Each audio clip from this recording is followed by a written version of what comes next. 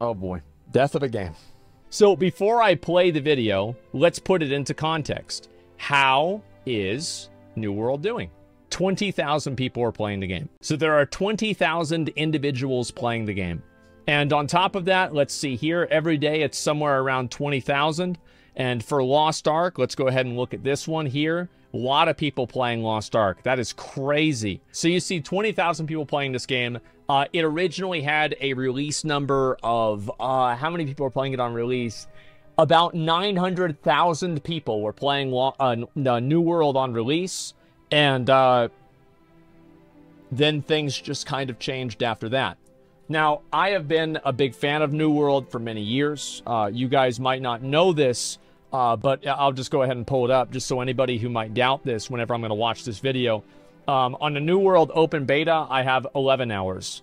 On the test realm, I have 300 hours. And on the actual game itself, I have 996 hours on New World. I love New World. I think that it's a tremendous game, but the game has a lot of problems, and I don't think anybody can deny that. So we're going to look at this video and see kind of what those problems are. I made my own review about it, and we'll see what their insight for it as well. 13 hours, 300 hours wasted? Absolutely not. I enjoyed probably 1,200 of those 1,300 hours. Yeah, I actually had fun. I really enjoyed myself in New World. I like the aesthetic of the game. I love the music. I love the graphics. I like the combat on a very, very casual level. Yeah, I really enjoyed myself. I had a lot of fun. I leveled to 63 times. So basically, if I ever go to court, you guys can just use the defense that I'm mentally insane and I'll never go to jail. Let's watch the video. Death of a game, New World. But why? There's a lot of reasons. All right, let me use a metaphor and then we're going to start the video. Playing New World was like sitting down after you had just gotten your bag of like popcorn out of the microwave and you put it in a bowl and your mom and your dad are there and maybe your sister and maybe a friend are all there and you turn off the lights. It's 1999 or it's 2000 and you watch The Patriot with Mel Gibson. Think about how cozy that is. That was New World. Let's watch the video. Who's that? It's that ugly fuck. Sometimes, despite signs of life, a game is far more dead than we realize. In moments like that, I have to be willing to stake my name on what I believe to be a certain future for the game in question. New World is a game I have a personal history with, being an alpha tester who even stepped foot into their game studios. So no matter how this comes— Oh, really? Damn, so this guy's invested. I never got a chance to do that. I never played the alpha either. I think Tips played the alpha, but I didn't get an opportunity to. Cross, you can trust it's from a person with a perspective on the whole thing. Fuck yeah. New World, developed by Amazon Game Studios and published by Amazon, is an MMORPG survival-style action game that launched back in September of 2021. New World initially would wow the internet with impressive visuals and sounds, having an impressive near million-person peak player count on Steam, before plummeting in only a few months, down 90% of its player base. It was over 90% even, and let me just change this. Oh, look at that!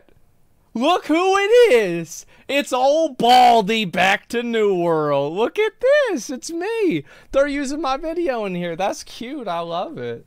And so yeah, I was the premier. It was me and Shroud that were like the premier New World Andes, and then you had like a few guys under that, but like we were the ones that kept playing. And so yeah, I mean, like that's one thing that, like I said, that like you should be able to take something that's good from every game. And I really liked in New World how you had these different crafting benches that people in the world would craft at those benches. I thought that was super cool. And I also thought it was really cool that in New World you had like the sound effects of like, you know, mining inside of a cave and it has a different sound. Like that was really immersive. I loved it. It's lit. Is New World unable to sustain its massive initial successes? There he is. Why am I featuring it on the series before it's technically dead yet? Besides that not being the only requirement to make the series. Well, detectives and those new to the channel, you will have to wait to find out more, as we will uncover the biggest clues and present our evidence at the very end of the episode for the final deduction concerning the largest contributing factors for the death of a game, New World. Stay tuned to the very end of the episode to catch a hint on what the next episode might be. He's gonna do a sponsor. Oh, shit. Wait, what? Yeah, he's doing a sponsor for himself. Jesus Christ, this is incredible. God damn.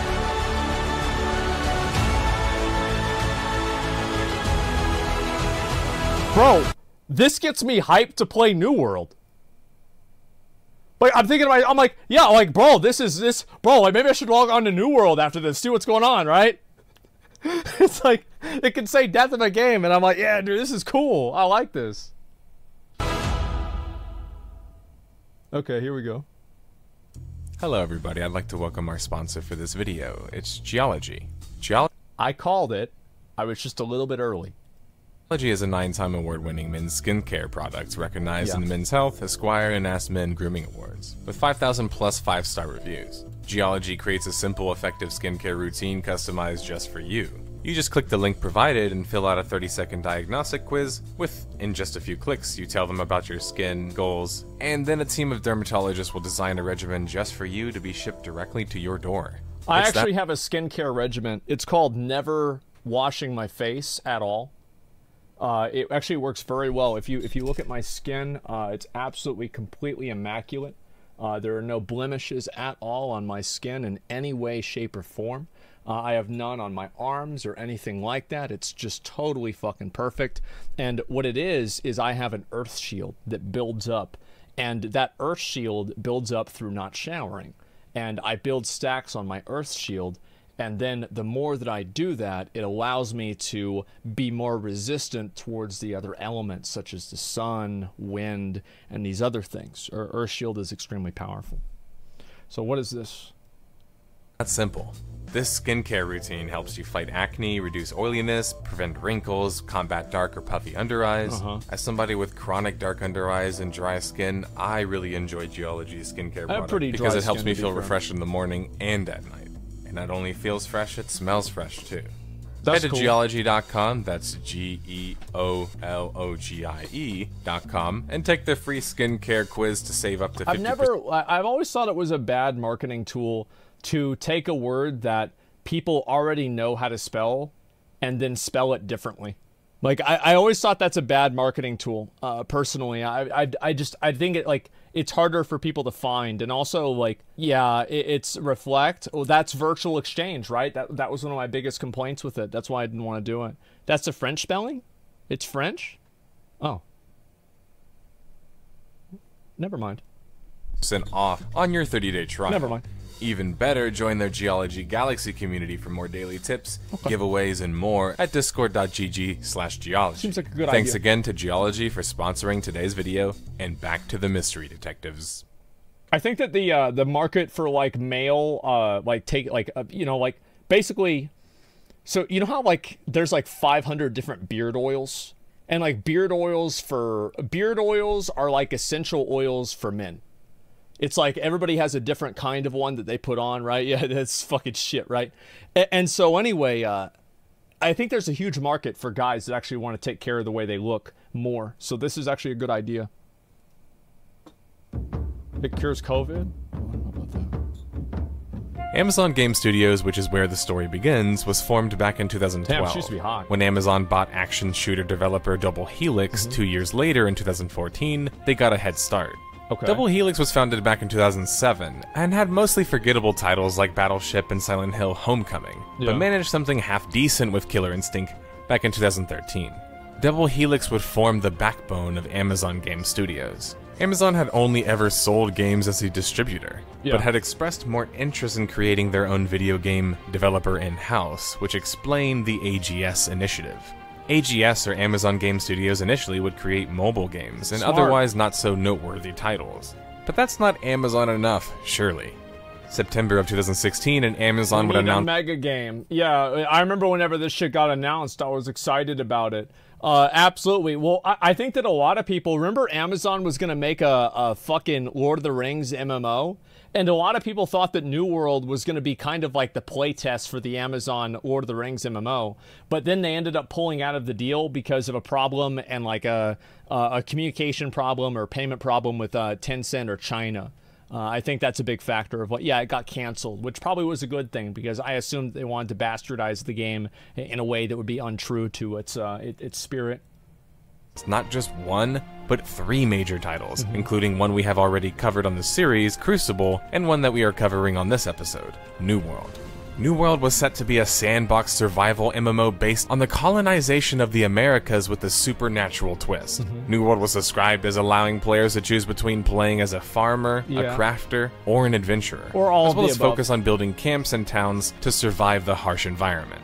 Even the journalist describing the game in their article likened it to Rust or an Ark-type MMO with colonialism thrown in there. Whatever you were likening it to, an MMORPG is one of the most complex genres, and Amazon was signing up right at the top.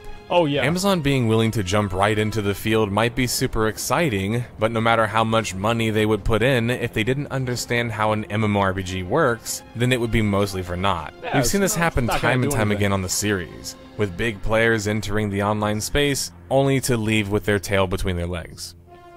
It's hard to make a good MMO. It really is. It's hard. It's a tremendous undertaking. And I think that basically I saw a post, because I still check the New World subreddit, and I saw a post, it was like 2 days ago, and there were people, like right now, everybody that plays New World, they're like, all right, yeah, we're playing the game. It's not that great. It is what it is, you know?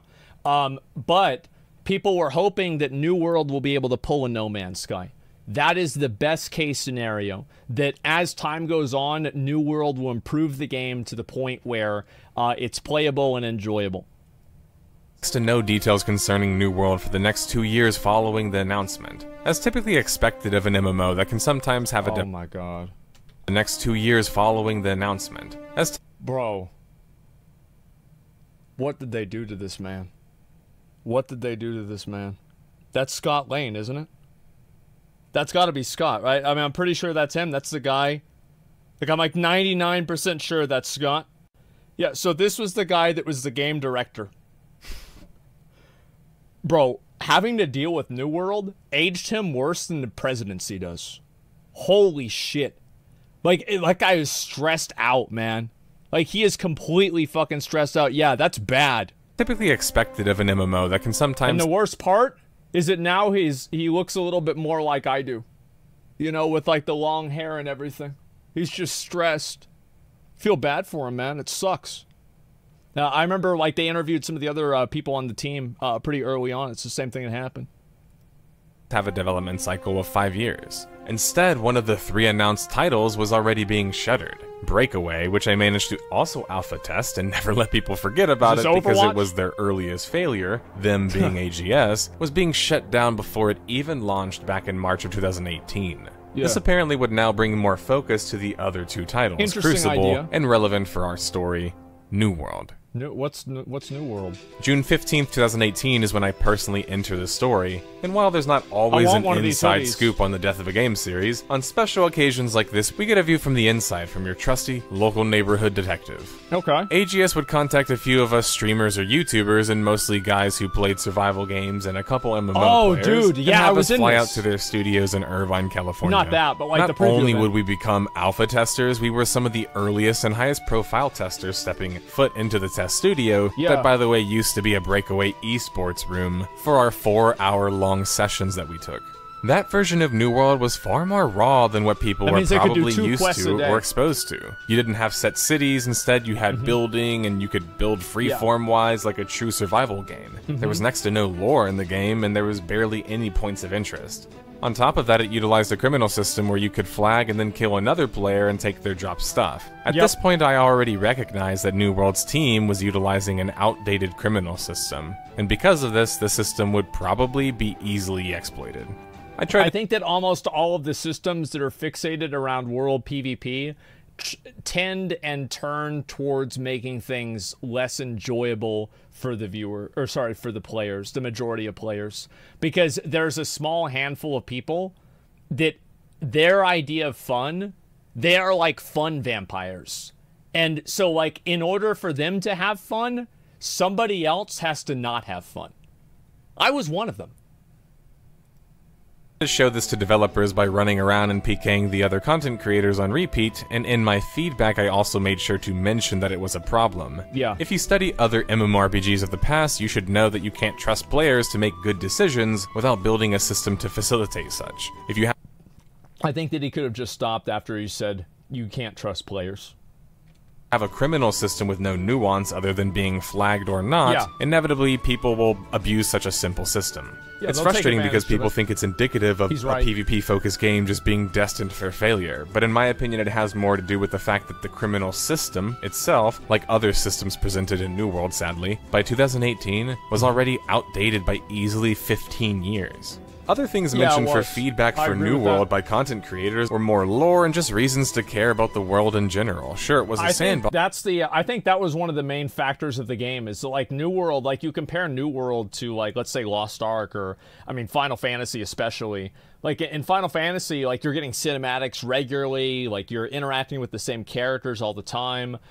There's only like maybe 3 or 4 characters that you learn about in New World, and also like some of the voice acting for the game, there's like 3 paragraphs of text explaining what the quest is, and the voice acting is like the first sentence of the first paragraph, and that's it, and like it doesn't read the rest of it to you. And then also like you just want to close it and move on, and it doesn't just continuously read the text to you afterwards. It's not good. Like if we got like cinematics and like actual quest, I think a well-designed MSQ with actual cinematics and dynamic gameplay for New World would have taken it a lot farther. And they could still do this, by the way. It's not impossible. But there still needed to be more in that sandbox to make people care about building in said sandbox. We also echoed in unison that we enjoyed the Dark Souls combat approach that was more prevalent early on in the game, and felt like New World should lean more into that. As well as take inspiration in the dangerous world that we were discovering, which felt at the moment pretty empty and lifeless, but could have a certain Dark Souls element to it that would be pretty enjoyable. It felt like all in all it was a really productive feedback session. How much they took in the end, of course, we don't really know, but we did sit in front of pretty much the major developers on the project and sat up individually and gave our piece. Alright. That's cool. I didn't know he was sometime near the end of 2019, New World would shift the game to a buy-to-play business model pre-launch from a free-to-play one. There's a bit of speculation as to why this is, such as lack of faith in the product, and I don't think that it's ever been properly addressed, but AGS would allow the early backers of the game at least to get it for free. I think that's probably a mistake. I don't know if they even should have done that. I think that, like, whenever you change, like, the business model of the game like that, like, you're gonna have Malders. Like, absolutely, it's just business. Yeah, it's like a free-to-play game. The thing is that, in my opinion, what's the best way to play a game? Or to design it and make a game accessible to the public? I think that something like Lost Ark or Final Fantasy is the best foundation. Is you have an extensive trial, an extensive free-to-play experience, but you can choose to pay money to get the full experience. I think that's completely required nowadays, because there are so many games out there that if you want your game to succeed, unless it's like a massive viral success, it's very hard for you to bring in new players, because those people don't want to spend money to get in. Right? It's like how many times you, like, if you, like, go downtown or something, and people will go to, like, different clubs or bars because there's no cover for there. That's basically what happens. Right? There's a lot more people that go there. At least I can tell you, at least at 6th Street. Nearly 2 years after I reported the issue to New World devs when testing their game, they would finally respond to the criticism and rampant PK issues in their game, January 2020, by shifting the game completely away from PvP altogether, by straight removing the criminal system. This was— I would also like to contextualize this, that it was within, like, 2 months after Phase 2 of Classic World of Warcraft came out. So I honestly believe that New World saw how much Classic WoW was just decimated by Phase 2, and how many servers started dying and everything, and they just decided, you know what, this isn't going to work with our game, because it was really kind of like a modern-day experience of that. Like, what happens whenever you introduce one of these old-school systems to a new audience? Well, that's what happens. And so they changed their mind on it. Disagree? It was because of internal testing feedback? I don't think it's because of either one exclusively. So, sure. seen as a solution to some players, and while in some ways it was more of a band-aid fix. Instead of fleshing out the criminal system and attempting to add like karma to it and fix it, they just removed the whole thing. But it's not a real solution because New World was primarily built on conflict, through creating bases in places you live and operate out of, and then fighting over these. That was kind of the point of New World. It lacked any real storytelling and even basic questing. It felt like the AGS team, with the PvP changes, were just taking their ball and going home. This meant that AGS a year before launch was going to drastically switch the focus of New World in the way that we haven't really seen before. From PvP sandbox to PvE theme park. I don't really think that they were going to go for PvE theme park. I think that they were just going to go for a less PvP-centric focus of the sandbox. And it was mainly by getting rid of the hardcore PvP element of it. Because, like, yeah, I think that's what happens with a lot of games, is that those games, like the audience for those games, I think the best example of this is like Mortal Online 2. Mortal Online 2 is loved by a lot of people, but a lot of people is like 10,000 or like 20,000. So like whenever you're making a game and you're designing it for mass appeal, it's really hard to appeal to that many people if you have a genre that has like so many pitfalls in it. It's game director Scott Lane confirmed in one of the developer chats that were released. With Crucible shut down already, AGS was 2 for 3 on failed games, with New World not even launched yet but already suffering from immense issues. A lot was riding on New World being a success, which was originally set to launch May 2020, but then delayed significantly following the PvP changes and the feedback received from testers all the way to spring 2021. Which makes sense. AGS would express a desire to add more features and content, including more middle and in-game experiences, because there just weren't any. I think that's where New World really fell off. It was the middle game experiences. If you guys quit the game, I could probably prove this in here. If you guys quit the game before you hit level 60, or actually, let's say you quit New World, what level were you whenever you quit? I think there are going to be so many people that are going to say 25 to 55. Probably 20 to 50. And yes, and like, you're going to have like that hot spot at like level 30 fucking, like 30, level 36. Oh, you level 30 fucking 6. How many more fucking boars do I have to kill? How many times do I have to turn in 35 iron ingots? You know, it's just too many times. And that's what happened, right? Like the 1 to 20 experience of New World, like the levels 1 to 20, in my opinion, was S tier. I thought it was tremendous. It was amazing. It was so fucking good. And then 20 to 40 was not. And then 40 to 60 was like, oh, if you already did 20 to 40, you're going to do 40 to 60 probably, you know? Like, that's it. Don't typically need them as much because the players can flesh that content out themselves. Right. This would give New World roughly a year to shift their game to a more PvE-centric MMO, which arguably wouldn't be enough time. To elaborate, another large non-ignorable issue with switching to a PvE-centric typical MMO in-game content model design style, that's a mouthful, is that it's one that's not particularly long-lasting. Think of in-game raids and dungeons. After you've completed them a few times, you don't really have a reason This is one of the hardest raids in the game. I know there's some people that don't play WoW. This fight was fucking crazy. Like, you had, like, a boss, there's, like, 4 ads. Ads kept healing each other. You need, like, rotations on all 4 of the ads. And, you know, like, basically, like, it was just really complicated. And then, like, the boss would stun you. He would, like, enrage. It was crazy, bro. And so, like, what people opted to do was just get, like, all world buffs and AoE everything down. And usually the boss kills would take about 30 seconds. Redo them. The shelf life on that sort of content is very short, and thus it's a bit of a perishable good. Think of the sandbox MMO as more of non-perishable goods, because the players can constantly create their own content, thus it's long-lasting. New World I think that's a good point, that sandbox MMOs have more and like better long-lasting content, but I think that also they have to be extremely well designed. And also another big factor with a lot of sandbox type games like Rust especially is that Rust has resets. Rust, you just have a massive reset. It's a server wipe, and that's it. Everybody starts over from 0. And I think that's a big factor of having these types of games, is that you never let people really fully reach that pinnacle and sit there for too long.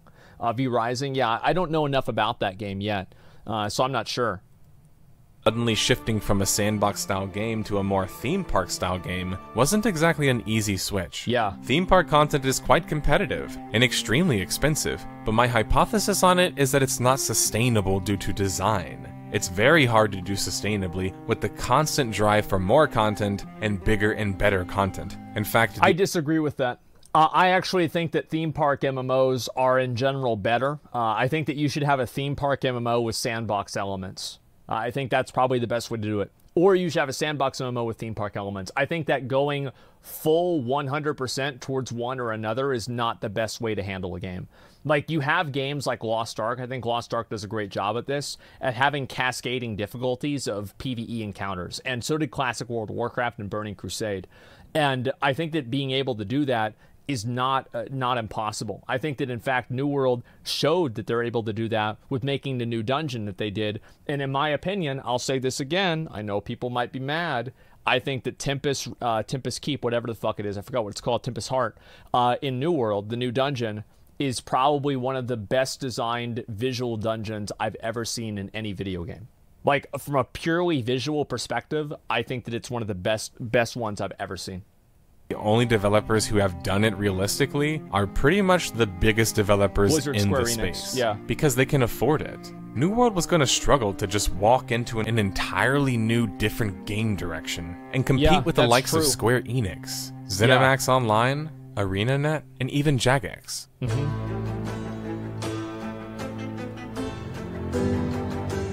It's hard to do. After taking a year off to refocus the game, the start of 2021 wasn't any kinder to Amazon Game Studios, as the company would be plagued with reports of severe dysfunction within the studio amidst the shift in design. Surely New World had immense pressure on it, with 2 of the 3 gaming efforts of AGS already being major failures, and outlets like Bloomberg questioning if they could even make a good game in the first place.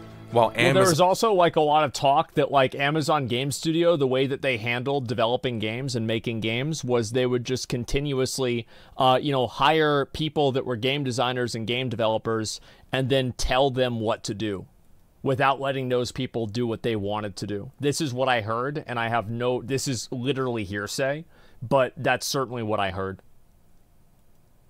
Amazon is pouring $500 million into video game development. Not only are there calls of dysfunction, there's also accusations of toxic bro culture concerning Amazon Game Studios too. It felt like Amazon's desire to skip through the process a bit by buying its way through, they had seemingly picked wrongly in their leadership. For starters, they didn't even pick a leader with gaming experience. You heard that right. Mike Frazzini, the leader of the games division at the time, hadn't even made a game before. According to a Bloomberg report, Frazzini would reportedly frustrate developers with basic takes and had trouble differentiating between gameplay and concept footage. But that's not the worst of it. Sure, upper leadership guy without hands-on experience and being out of touch isn't the craziest thing. Head of games department or not, right? I think the worst of it is when you start to peek into the portfolios and experience of the other experienced game developers tasked on Amazon's new MMORPG New World. Okay. Let's start with the game director featured quite prominently, Scott Lane. Scott was a producer who worked on wrestling games, shooters, and a few top RPGs. Not online RPGs or MMOs in sight, though. Well, that's fine, he's a producer. I'm gonna forgive that because one of the things that he worked on there was Gauntlet. Even though that was the last Gauntlet game they ever made. I loved Gauntlet. Gauntlet Legends, Gauntlet Dark Legacy, remember that? The old Gauntlet with the arcade machine? It was lit. They need to make a new one. About the actual developers, right? Well, the design lead worked on Killer Instinct and Silent Hill Homecoming.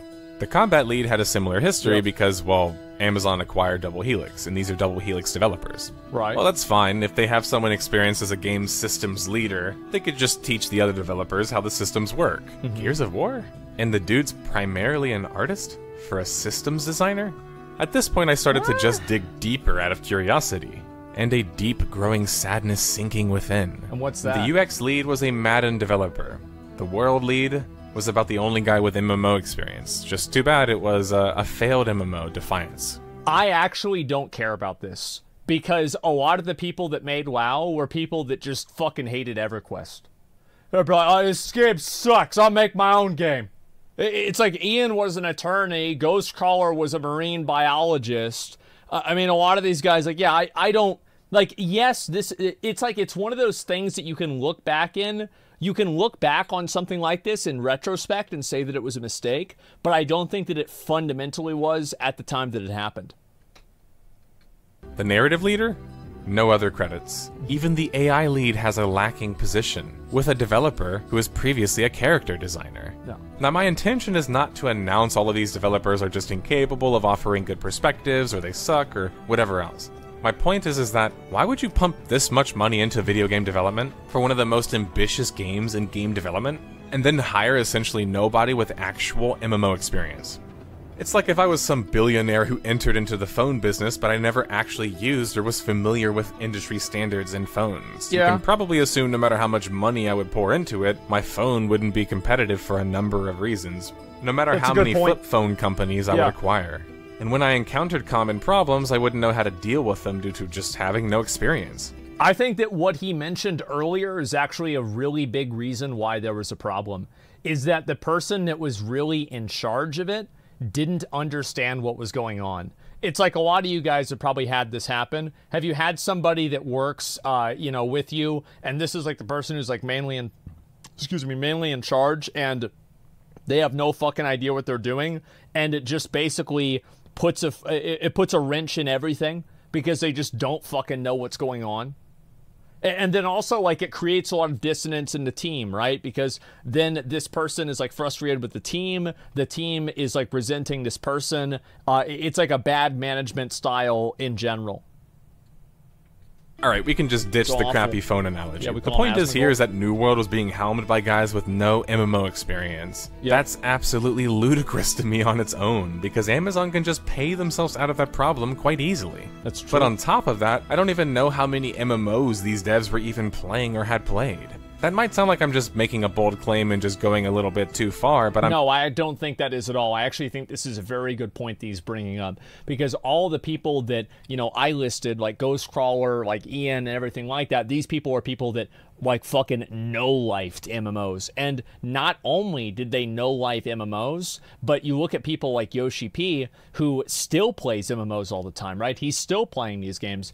And so, like, whenever he's playing Final Fantasy, he's playing it in the context of his knowledge of Ultima Online. He's playing it in the context of his knowledge of World of Warcraft. So he's not looking at it as, like, just a, it's like, let me think of a way to describe it, right? He has, like, a broader scope of how he can analyze what's in his game, because he has more of a foundation to compare it to other games with as well.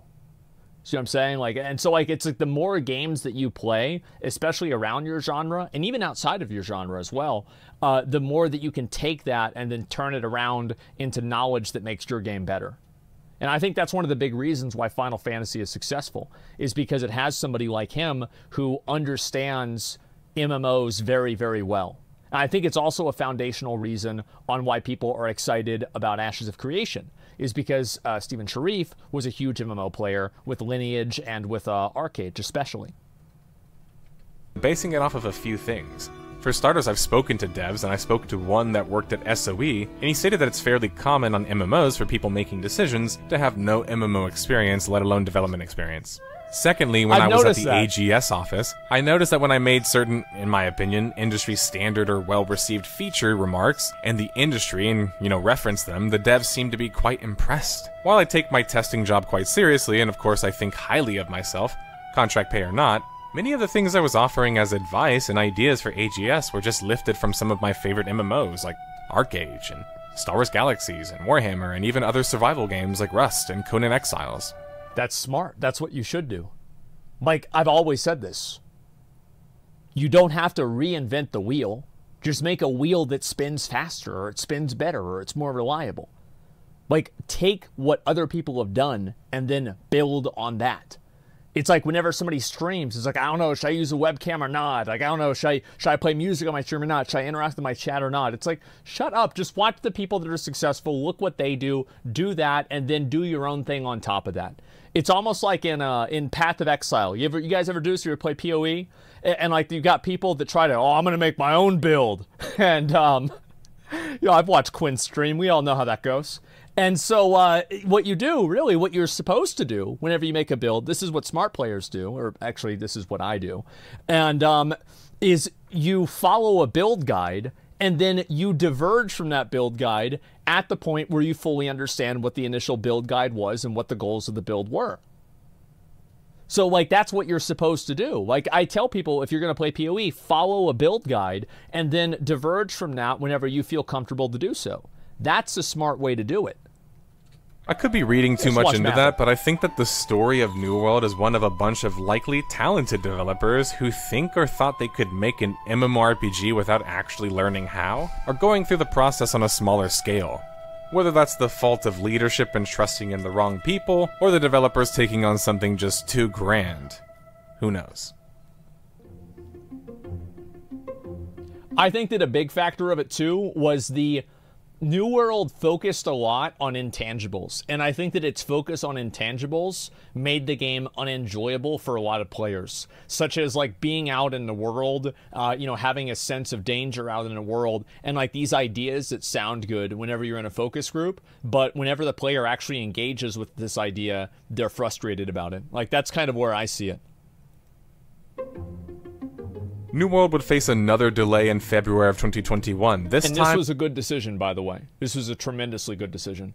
Because whenever this happened, New World was clearly not ready. Like, people had played it. I remember watching it. It was not fucking ready. They should have done this. I'm always in support of delays if the developer feels like it's necessary. I felt that way with Shadowlands. I felt that way with... I was going to say Warcraft 3 Reforged. But I felt that way with a New World, and I think that in general delays make a game is better. And I think that the reason why is that, like, nowadays, you guys have seen this many times, right? Where a game comes out and it has like a few fucked up bugs, and then everybody thinks the game is awful because of those bugs, or it's not that good. So first impressions with gaming now matter so much, especially with like viral media. So if you have a game and it's really bad, do you guys remember Annie getting banned for milking the cow? Who remembers Annie getting banned for milking the cow? Yes, everybody remembers that, right? DSP milked the cow, and nothing happened. Or he milked the hog, excuse me. Nothing happened. Annie does it, she gets fucking banned. And guess what? Everybody remembers that, and it's a meme about the game not being that great. You know, that's the whole fucking point. Oh, Annie's in chat. Hi, Annie. Yeah, there it is. And so these memes are memes, but at the same time, people view it as a negative. To August in the fall. Instead, AGS would utilize this time to close beta test New World, which isn't a bad idea. The reason we have to cover delays as a negative thing is New World was set to launch a year before. Holy shit. It's one thing to have a delay or two, but by the point the game is nearing years off its initial targeted launch date, which just screams that it wasn't very realistic to begin with. Closed beta in the summer was supposed to highlight what New World had in store, with their shift to a more PvE-centric theme park-style game, and all of that. What it showcased was simplistic questing that seemed to take all of 30 minutes to write and come up with, where you must go here, interact with the same objects over and over again, or do the PvP variant where you run here and then stand there for 2 minutes. I wasn't very impressed with the changes, as there would be no reason effectively to even flag for PvP anymore, and the game's lackluster PvE wasn't going to help matters either. When I said this was like, I went so hard on this beta. Like, I got level 60 on the beta, and I remember, like, I was talking about all the problems the game has, and this is something I will never fucking forget. But I was talking about the problems the game had at endgame, and I had all these 38-year-old, gray-bearded, wearing their hat dads sitting there fishing at Windsward telling me that I'm fucking wrong. And I said, guess what, Ted? Guess what, Bill? Guess what, you know, Herbert? You're going to get level 60 eventually, and it's going to suck. And then nobody wanted to listen. They said, oh, wow, Asmongold's capitalizing on drama again. Typical Baldy. Well, get the fuck out of here. That's not what it was at all. Like, and then I said I did the same thing at launch, and then people are shitting on me for it. And then later on, everybody's like, wait a minute. Hold up. Oh.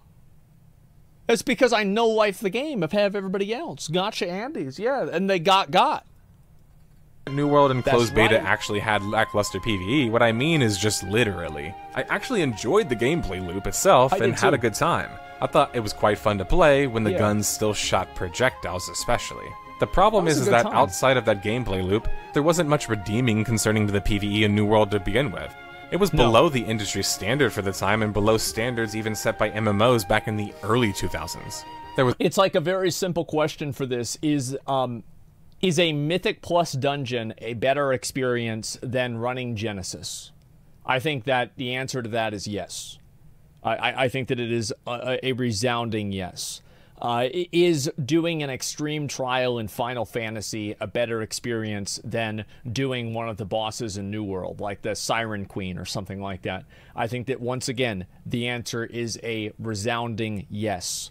And that's what the problem was. So, like, whenever you have PvE trials, you know, like PvE dungeons, cooperative content, it has to exist at a high level. And I think a good example of this is Lost Ark. Is that Lost Ark has plenty of PvE content, and it was not developed, 10 years ago. It's developed semi-recently, and it's actually quite good. But it stands alone and for itself.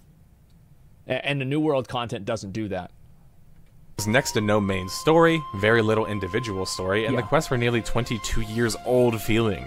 Say what you will about titles like TSW, SWTOR, ESO, and Final Fantasy XIV, but they upped the level of expectation for story and PvE content in MMOs and MMORPGs. A lot. New World seemed to be a regression, and seems... I actually think that he should have mentioned World of Warcraft a lot more, is because in World of Warcraft, I don't think that people are as much in love with the story as they are in love with the world. People love Azeroth, they love being in Azeroth. Yes, they have their favorite characters, etc., but the world itself is what's compelling. And it's the individual little stories maybe they like or don't like, but it's not like in Final Fantasy where there's like one... and I know that there's other narratives in the game, right? I'm not trying to say this, but there is one general MSQ that you do, whereas in WoW, people have like a very strong attachment to like certain parts of the game because it's such a nostalgic game for a lot of people. So World of Warcraft, I think, would fall into this category as well, except it's not necessarily it's not necessarily the same thing. The fail in comparison in everything like but visuals and the action combat offering. Meanwhile, throughout the closed beta on the nicest graphics cards, New World was literally bricking them, which is an absolute... That's not... No, I think that's not true. So the graphics cards that were being bricked were actually the EVGA graphics cards that were made, and it was found that actually it was a defective thing about the graphics cards themselves, and not actually New World as a game. Absolutely horrible look, and to me screams not being properly optimized. As the August launch date would creep closer and closer, another delay would hit New World, this time a shorter month-long delay to focus on the game polish. I remember that. When New World did launch though, could we trust it was really ready after all of these delays? I think that New World... That's weird, I'm gonna wait for this. I think that New World was ready for release at the Gypsum patch. If they had released New World at the Gypsum patch, I think that it would have retained twice as many players. New World would launch globally September 28th, 2021. After some time, New World would launch globally... You fucking wrote an article about this and you only got to level 18! You don't know what you're talking about! CG Mag Online! You don't know what you mean! You had no idea! September 28th, 2021, Don't know shit. After some time being delayed.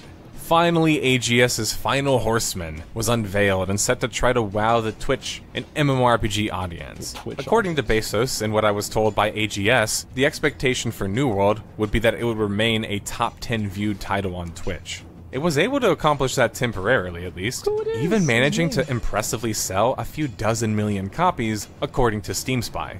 Of course, yeah, New World on release was great. And I do think that, and I will still stick to this, New World is worth the $40. I think that if you like MMOs that are like New World, you can buy this game and get your money's worth if you value your time at $1 an hour. I do, I think so. I do. With the state that it's in now and everything, I've always been a big advocate to say that, you know, video games like this, like, yes, obviously it's not it's not the same value you're going to get from, like, let's say something like Vampire Survivors or Hades or maybe V Rising now or Valheim. But I think it is a good game, and you'll get the amount of time out of it that's, at least for me, right? I think that people that are like me will get their money's worth out of this game. On Steam, it was able to peak at just under 1 million players peak, There's a lot and of people. 500,000 average concurrently, making the top 10 most played list. New World on aggregate review website Metacritic would score a 70 out of 100. Context, they had drops.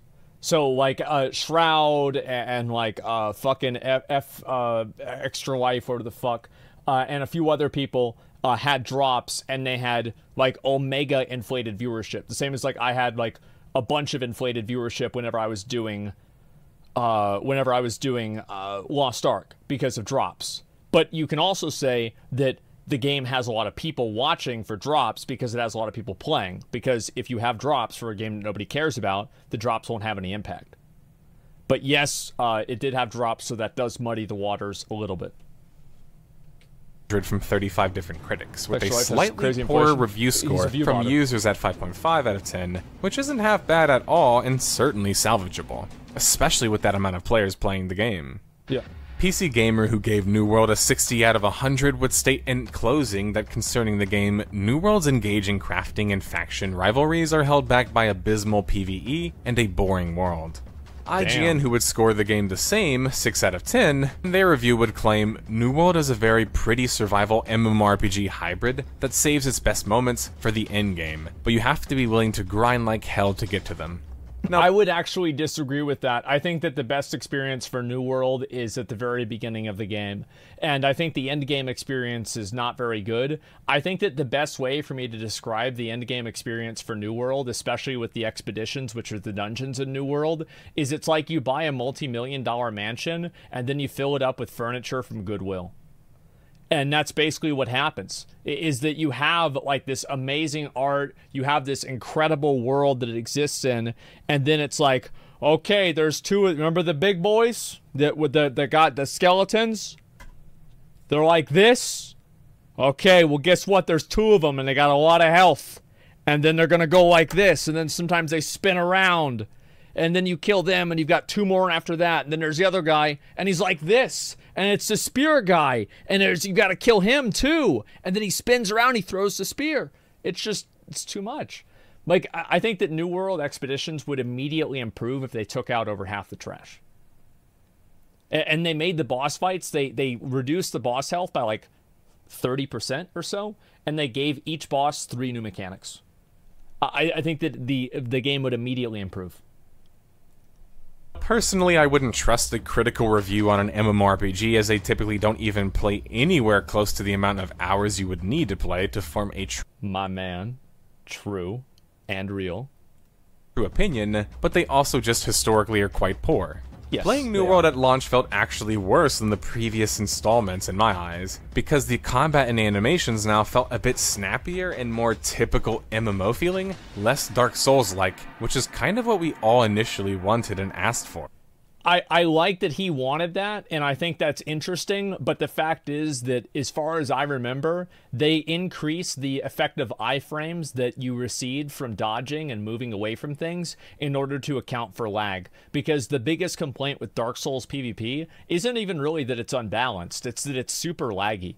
And that's probably what they did, is I think they just increased the amount of iframes that you had, so even if you were playing with latency, it wasn't that big of a deal, because you'd still be able to dodge whenever you thought that you had something. So, or whenever you thought that you were out of something. So I don't think that's the main reason. I think the reason why New World also felt worse at launch is that they went back on their initial tagging system. Because you used to be able to tag mobs in New World. Any damage was a complete credit for a kill. And then New World considered this a problem because of the way that people abused it, farming high-level corruptions in the preview event. So they redid their tagging system, and they made it based off of contribution, which ended up frustrating a lot of people, especially people that played support and tank roles, because they just couldn't DPS enough. So I think that was another big factor that was annoying to pretty much everybody. This would also create some undesired effects, such as the ability to make your character skate by quickly changing directions mid-movement. The reason that That's the combat bug felt you bring worse to up. me, though, really had to do with the fact that they shifted to hit scan over projectiles for performance issues. This made shooting a gun feel far less consistent with the setting and less easy to aim. Now, I'm a big proponent of hit scan in maybe a super competitive game, Yeah, but when you're shooting like a gun Widowmaker. that actually has a projectile that actually takes time to travel there, why not just use the projectile? In my opinion, it really ruined the tempo of the gunplay in New World, which was some of the best, I think, in an MMORPG period. Still, despite these... I don't really have a strong opinion on that.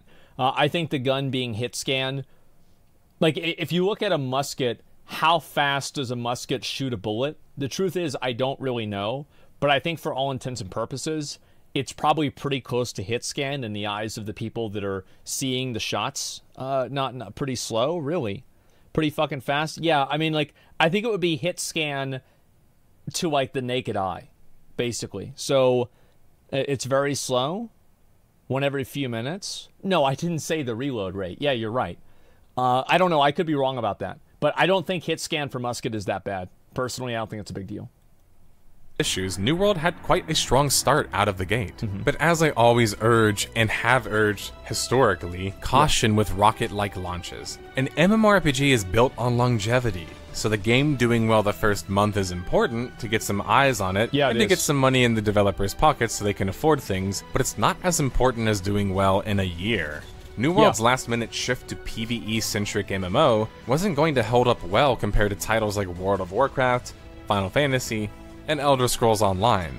So while it might grab the initial player base, I was hesitant in thinking it would keep them for very long due to lacking the name recognition and the story focus as the other titles previously mentioned. I think also another big factor was just the reality that doing the questing in the game was repetitive and boring, and so most people dropped out before 60. Like, it's actually not some kind of, like, grandiose thing. It's just that people didn't want to do the same quest over and over, so they quit playing the game. Yeeted and deleted.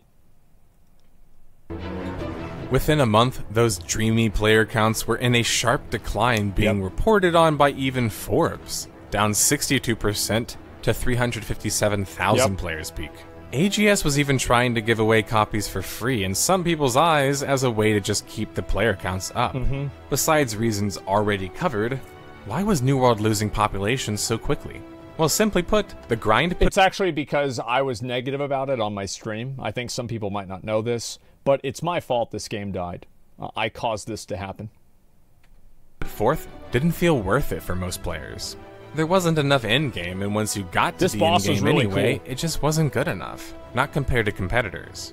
And AGS was sadly going to be incentivized from a progression standpoint to just slow progression from launch onward, which doesn't sound too crazy if that progression wasn't the same copy-paste quests and chests and some points of interest scattered about. The worst part is they didn't even have the guts to do this publicly. They chose to stealthily nerf progression during their first major update instead. What was this? Regain trust, nerfing. What did they nerf? Oh, yeah. Oh, yeah. So they increased the amount of people. Basically, the mobs in the area would spawn because I called it an easy game. I banned you on Zachariah. Yeah, I probably did. Anyway, so yeah, exploit early, exploit often. Because what everybody would do is they would just group up and just fucking deathball through Murkgard, which is like the highest level zone in the game, and pretty much complete everything really easily. So New World thought this was a problem, and they decided to patch it. Now, I'll give you my own personal opinion. I thought soloing chest runs in Murkgard, and also in the mines, I actually found that really fun. Because I liked being able to, like, outsmart the AI of the NPCs, how to, like, position myself in the right way, make sure that I move in certain positions. Like, I actually really enjoyed that, and I unironically thought chest runs were fun whenever I did them solo. AGS trying to address and then, by the way, what they did to solve the problem of me having fun is they were like, oh, well, there's 3 snipers there. Okay, well, now there's 7 snipers all around the fucking... There's like 7 randomly guys sitting there like this with their fucking musket. And the moment that you even breathe in their direction, it's a fucking firing squad. It was crazy. Sequisha felt the same? Yeah, dude. PvP issues I and many others, I am sure, outlined early on after launch seem just a too little too late thing. We already knew that people wouldn't PvP because there just wasn't a reason to, and we could have predicted this not because of a crystal ball but because of paying attention to other MMOs that have launched and studying their systems and audience reception to such. But New World felt like an MMORPG created just in a vacuum, with absolutely no market research done. And you can't just fix that with a few content patches. Yeah.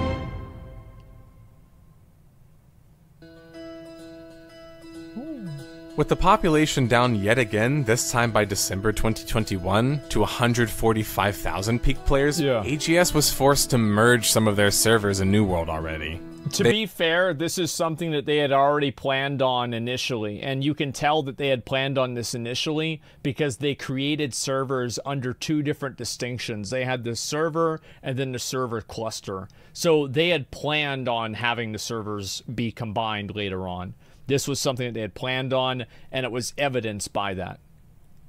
They would then merge again later in the same month, and while merges aren't proof that the game is going to be shuttered, they aren't really a good sign so early on.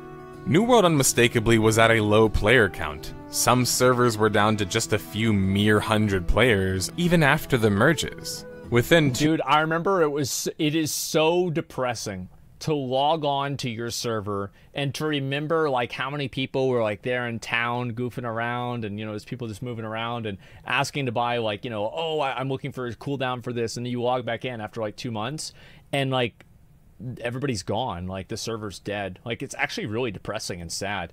And I remember whenever it happened to Olympus, I transferred over to Pluto, and before I did, I felt kind of shitty about it. It just sucked, man.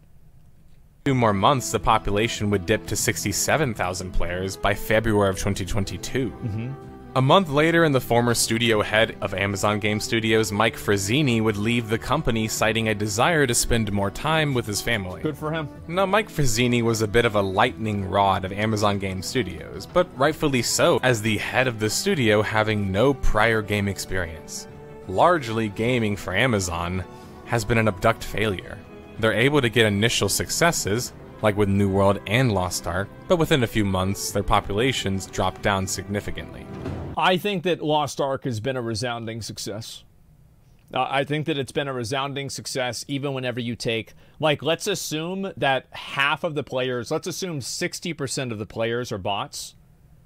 If 60% of the players are bots, that still means that it's hitting numbers of 150 to 200,000 players concurrently every single day, which at some days is within the top 10 of Steam charts.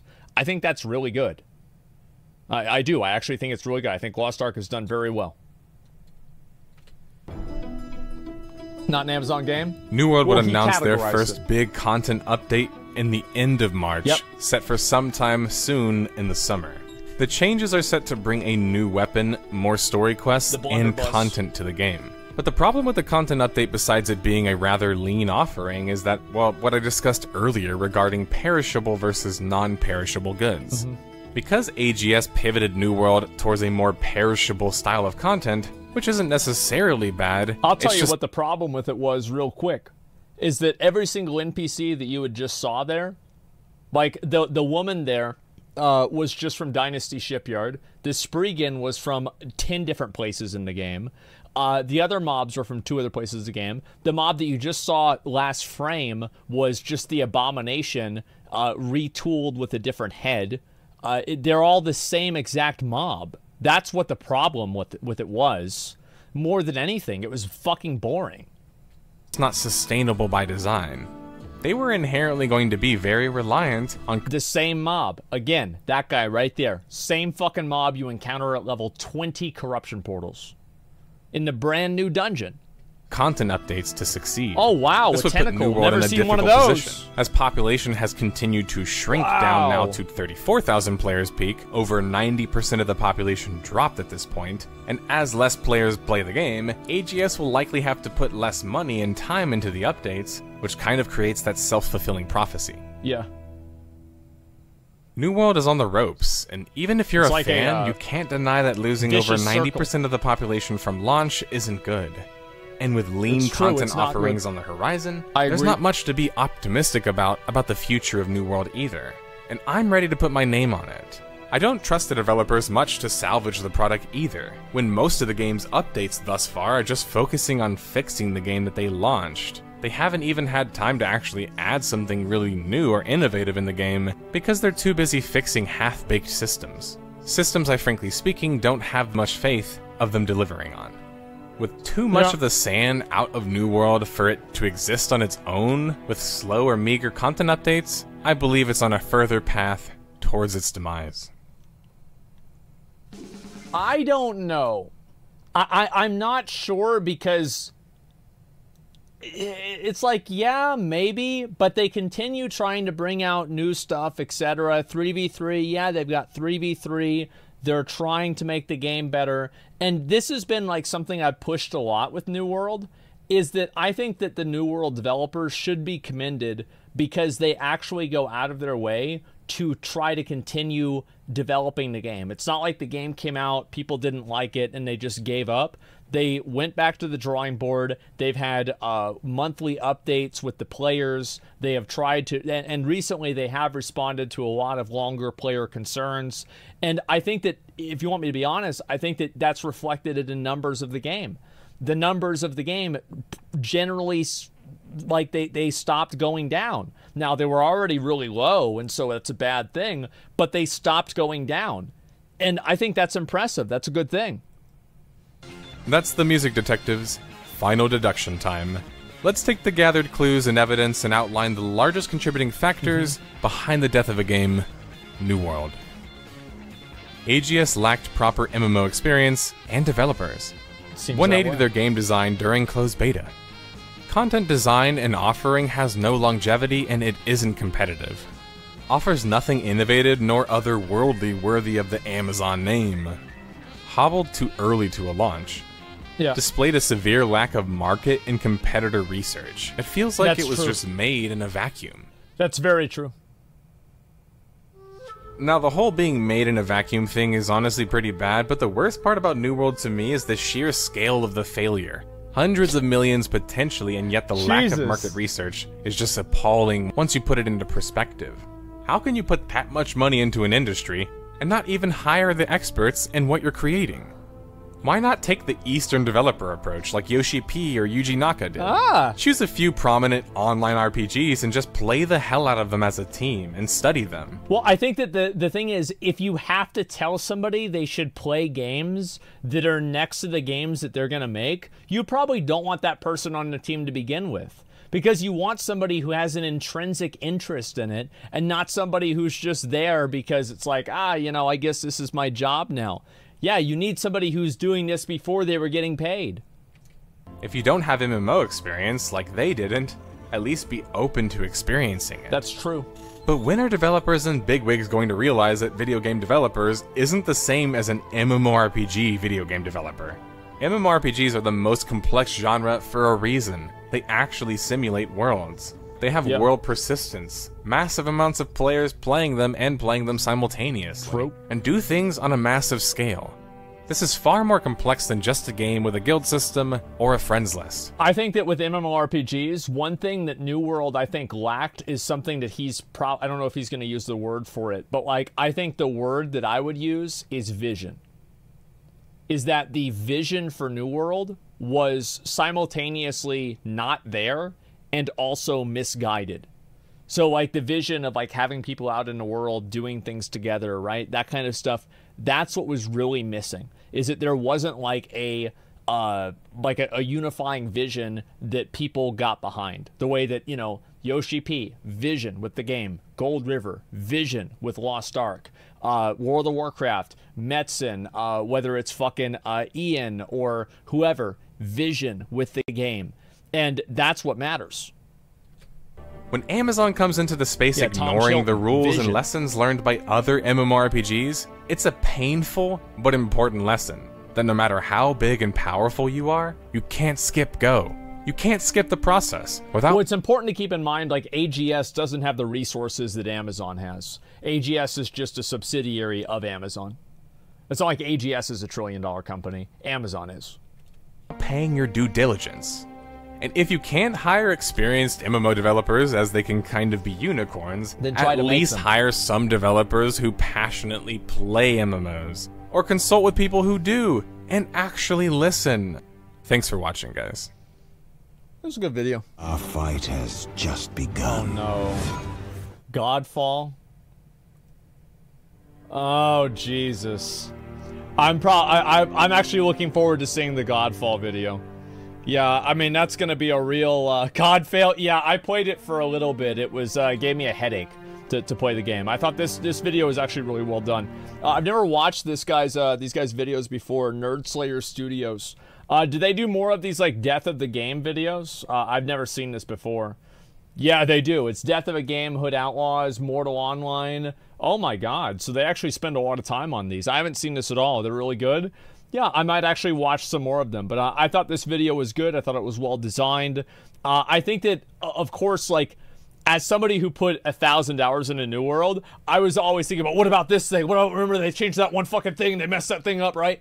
But, like, I think that as a general video, this pretty much encapsulated all of the main problems the game had. I think they should have focused, the only thing that I would have added in this is more of a focus on the bugs of the game.